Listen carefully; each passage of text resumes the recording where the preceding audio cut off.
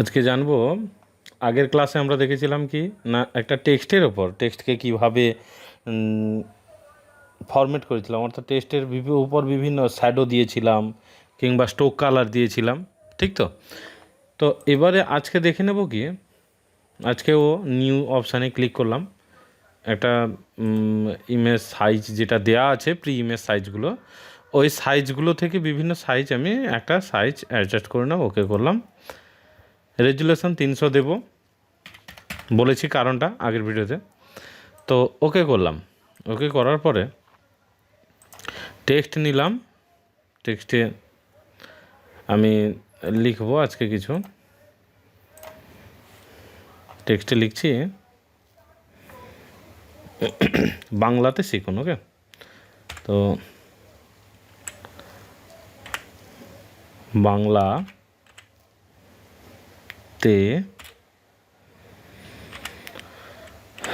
আমি বাংলাতেই লিখলাম। ওকে, তো দেখুন বাংলাতে লিখের পরে সিলেক্ট করলাম। সিলেক্ট করার পরে আমি এখানে দেখুন এই অপশানে লেয়ারের ওপর গিয়ে ক্লিক করলাম, রাইট ক্লিক করার পর কী আছে, ব্লাইন্ডিং অপশান। তো ব্লাইন্ডিং অপশানে গিয়ে আমি ড্রপ শ্যাডোতে ক্লিক করছি। ড্রপ শ্যাডোতে দেখো, ড্রপ শ্যাডোতে করলেই যেটা চলে এসছে ড্রপ শ্যাডো আমরা দেখতে পাচ্ছি। ওকে, তো একটু কালোটা ডিপ বাড়িয়ে দিলাম।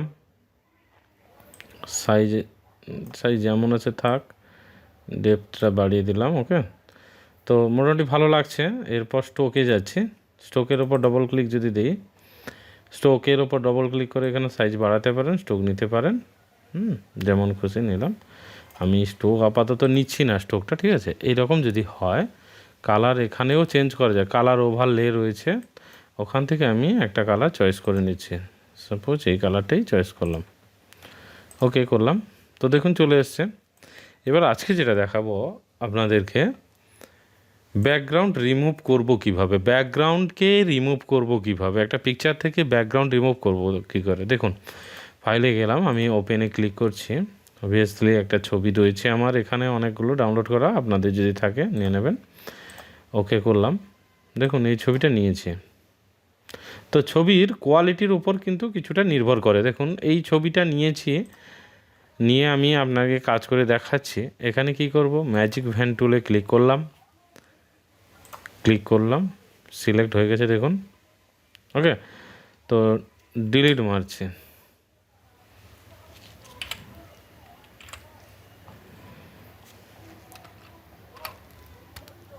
ওকে, ডিলিট মারার পর দেখুন চলে গেছে। লেয়ারটাকে প্রথমে কিন্তু 0 করে নেবেন, ঠিক আছে। লেয়ারটা 0 করে তারপর ডিলিট মারবেন, চলে যাবে।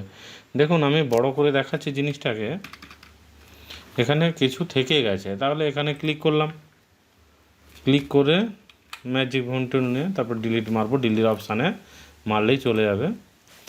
তো একই কালার যদি থাকে তাহলে সব কালার কিন্তু চলে যাবে। দেখতে পাচ্ছি চলে গেছে পুরোটা। এবার দেখুন আমি এটাকে ছোট করে নিচ্ছি। ছোট করে নেওয়ার পর সিলেকশন টুলে যাব, ক্লিক করব, একে টেনে নিলাম, এখানে ছেড়ে দিলাম। ওকে, আমি ছোট করে দেখিয়ে দিচ্ছি, একটু ছোট করে দেখছি।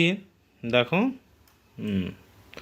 জিনিসটাকে ক্লিয়ারলি একেবারে বুঝে নাও, তারপর ফটোশপের কাজ শিখতে পারবে একেবারে। ওকে,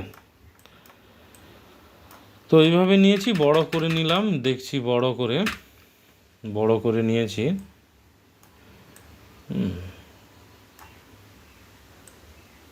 ওকে, তো এইভাবে ব্যাকগ্রাউন্ড আমি রিমুভ করতে পারছি। বা আর একটা ছবি নিচ্ছি, ধরুন আবার একটা ছবি নিচ্ছি ফাইল থেকে ওপেনে ক্লিক করছি। ওপেনে ক্লিক করলাম, আর একটা ছবি নিচ্ছি, সাপোজ এই ছবিটা নেব। ওকে করছি। ওকে করার পর দেখুন প্রথমে ব্যাকগ্রাউন্ড লেয়ারটাকে 0 করে নেব, ঠিক আছে। তারপর দেখুন ম্যাজিক ভ্যান টুল নিলাম, ওকে করলাম, সিলেক্ট, ডিলিট মারবো, চলে গেছে দেখুন। অর্থাৎ একই কালার যদি থাকে ওই জায়গাটা চলে যাবে। আচ্ছা, এরপর দেখো আমি অন্য একটা ছবি পিকচার নিয়ে, এটাই তো ব্যাকগ্রাউন্ড একই ছিল বলে ঠিক ছিল। কিন্তু যখন যদি ব্যাকগ্রাউন্ড একই না থাকে তখন কি করব, তখন কিভাবে পিকচার থেকে ব্যাকগ্রাউন্ড রিমুভ করব। দেখো ব্যাকগ্রাউন্ড রিমুভ করতে গেলে আমি সাপোজ এই পিকচারটা নিয়েছি, ঠিক আছে, এই পিকচারটা নিলাম, ভাবো এই পিকচারটা নিয়েছি। ওকে, তো এই পিকচারটা থেকে আমাকে ব্যাকগ্রাউন্ড রিমুভ করতে হবে। তখন কি করব না, তখন দেখো এখানে যে অপশানটা রয়েছে লুজ পলিগনাল লুজ লাজো টুল, যেটা রয়েছে পলিগনাল রাজো টুল, ওইটা ক্লিক করব। ওই ক্লিকের ওপর ক্লিক করবেন, রাইট ক্লিক করলে দেখবেন 3 নম্বর অপশানে মাঝখানের অপশানটা নেবেন, দিয়ে দেখুন এখানে ক্লিক করে রেখে টানবো, শুধু ক্লিক করে যাব, সোজা টেনে নিয়ে যাবো। ঠিক আছে, আপনারা ধৈর্য ধরে করবেন, আমি ভিডিওটা সংক্ষিপ্ত করার জন্য তাড়াহুড়ো করছি। তো আপনারা যখন করবেন অবশ্যই আস্তে আস্তে আস্তে আস্তে ধরে ধরে করবেন, বুঝতে পারবেন জিনিসটা কি হচ্ছে। এইভাবে ক্লিক করে রেখে সোজা টানবেন, মোটামুটি ক্লিক করে রাখলেন, এইভাবে টানছি। তো টানার পর যেটা দেখতে পাচ্ছি,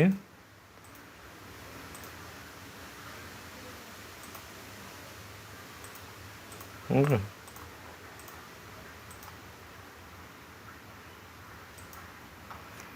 ওকে, ডিলিট মেশিন চলে গেছে, দেখুন ব্যাকগ্রাউন্ড রিমুভ হয়ে গেছে।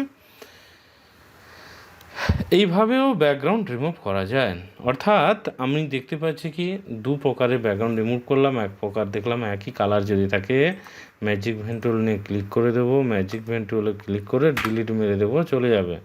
অবশ্য ব্যাকগ্রাউন্ডটাকে তখন 0 করে নেবেন, প্রত্যেকের ক্ষেত্রে বলছি ব্যাকগ্রাউন্ডটাকে 0 করে নেবেন, লেয়ারটাকে লেয়ার 0 করা থাকলেই আপনার দেখুন ব্যাকগ্রাউন্ডের কালার চলে গেছে।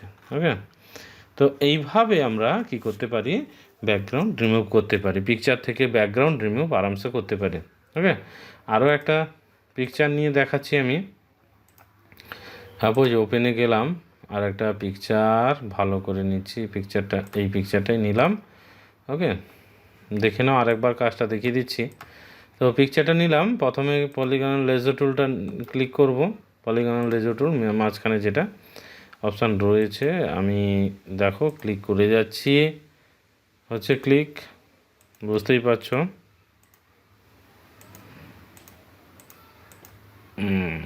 ক্লিক করে যাচ্ছি, এইভাবে আপনারা ধরে ধরে ধরে ধরে আস্তে আস্তে করবেন ক্লিক।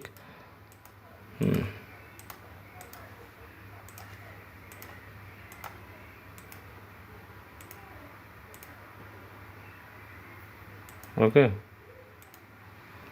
করেছি, আপনার ডিলিট মারো, চলে যাবে। ওকে, তো এখানে যদি ব্যাকগ্রাউন্ডটাকে 0 করে নিতাম তাহলে কিন্তু ব্যাকগ্রাউন্ডটা চলে যেত কালারটা। এবার যেহেতু এটা সিলেক্ট করা আছে, আমি যেটা করি কন্ট্রোল ব্যাক স্পেস মারলাম, বা অল্ট ব্যাক প্লেস যদি করি, তাহলে দেখো ব্যাকগ্রাউন্ডের কালার যেটা রয়েছে সেটা চলে আসবে, অল্ট ব্যাকগ্রাউন্ড কালার। এখানে কালার আর একটা চেঞ্জ করলাম।